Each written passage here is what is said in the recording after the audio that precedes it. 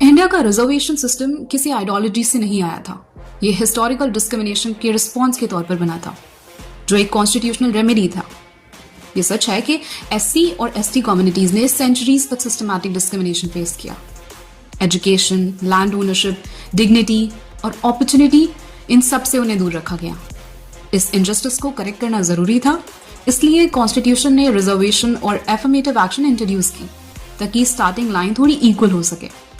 1992 में Indira Sahani versus union of India case में supreme court ने रिजर्वेशन को जस्टिफाई किया था, लेकिन एक क्लियर बात भी कही कि रिजर्वेशन परमानेंट एंटाइटलमेंट नहीं हो सकता।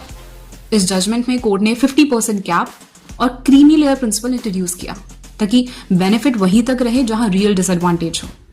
2006 में एम नागराज जजमेंट में सुप्रीम कोर्ट ने और क्लैरिटी दी कि रिजर्वेशन का यूज डेटा ड्रिवन और सिचुएशन बेस्ड होना चाहिए, ऑटोमेटिक या पॉलिटिकल नहीं।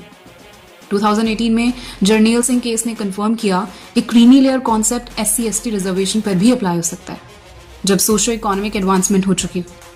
इसका मतलब क्लियर है कि कॉन्स्टिट्यूशन और सुप्रीम कोर्ट दोनों कहते हैं कि रिजर्वेशन एक करेक्टिव टूल है, ना कि एक नेवर एंडिंग सिस्टम। आज इंडिया का सोशो इकोनॉमिक लैंडस्केप काफी बदल चुका है।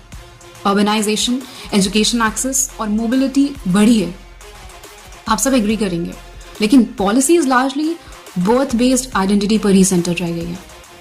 यहाँ एक अनकंफर्टेबल क्वेश्चन आता है, क्या जनरल कैटेगरी सिटीजन्स के साथ रिवर्स डिस्क्रिमिनेशन का रिस्क क्रिएट हो रहा है? क्या मेरिट और एफर्ट का वैल्यू डाइल्यूट हो रहा है? ग्लोबली देखिए, मोस्ट डेमोक्रेसीज इकोनॉमिक डिसएडवांटेज को टारगेट करती हैं, बर्थ बेस्ड आइडेंटिटी को नहीं। उनका फोकस है कैपेबिलिटी, स्किल्स और नीड। ये किसी कम्युनिटी के अगेंस्ट आर्ग्यूमेंट नहीं है, ये एक पॉलिसी मैच्योरिटी डिस्कशन है। अगर गोल इक्वालिटी है तो शायद वक्त आ गया है कि India equal opportunity for all और support only for the genuinely disadvantage इस डायरेक्शन में ऑनेस्टली सोचे। जस्टिस का मतलब बैलेंस होता है, पास्ट को करेक्ट करना पर फ्यूचर को अनफेयर बनाना नहीं।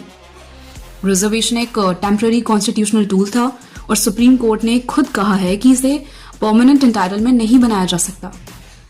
बदलते डेटा के साथ उसका स्केल और स्कोप बदलना ही रियल जस्टिस है। If you agree or not, but please share your thoughts in the comments. I look forward to hearing your perspectives.